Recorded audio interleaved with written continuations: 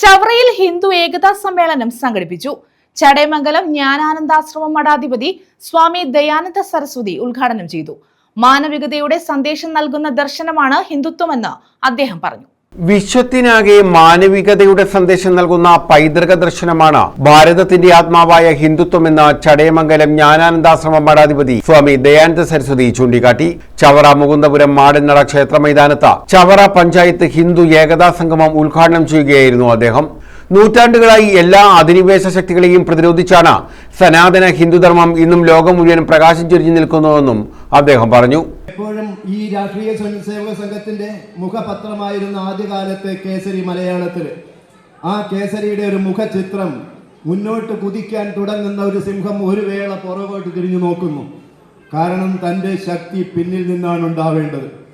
ആ പിന്നിലേക്ക് ഒരു ഊന്നൽ കൊടുത്തുകൊണ്ടാണ് ഏതൊരു ജീവിയും മുന്നോട്ട് കുതിക്കുന്നത്.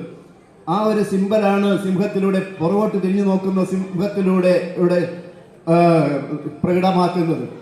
അതുപോലെ തന്നെ മുമ്പിലെ ലക്ഷ്യത്തിലേക്ക് വലിച്ചു വിടുന്ന അസ്ത്രം, വില്ലിൻ്റെ ഞാൻ എത്രത്തോളം പുറകോട്ട് വലിക്കുന്നു അതിനനുസരിച്ചാണ് അസ്ത്രം മുന്നോട്ട് ലക്ഷ്യത്തിലേക്ക് കുതിക്കുന്നത്. അതുകൊണ്ട് 100 വർഷം പിന്നിടുന്നതായ ഈ സമയത്ത് നമ്മളെപ്പോഴും മുന്നോട്ടുള്ള വഴി തെറ്റിപ്പോകാതിരിക്കാൻ പിന്നോട്ടൊരു തിരിഞ്ഞു നോട്ടം ആവശ്യമാണ് സംഘടനയ്ക്ക്. സംഘാടക സമിതി പ്രസിഡന്റ് ഡോക്ടർ ഗോകുൽ അധ്യക്ഷത വഹിച്ചു. കേരള സർവകലാശാല സിൻഡിക്കേറ്റ് അംഗം PS ഗോപകുമാർ മുഖ്യപ്രഭാഷണം നടത്തി. വനമിത്ര പുരസ്കാര ജേതാവ് S സരസ്വതി അമ്മ, ശബരിമല അയ്യപ്പ ധർമ്മ പരിഷത്ത് ദേശീയ കോർഡിനേറ്റർ ചവറ സുരേന്ദ്രൻപിള്ള, സംഘാടക സമിതി ജനറൽ സെക്രട്ടറി MS ശ്രീകുമാർ എന്നിവർ പങ്കെടുത്തു.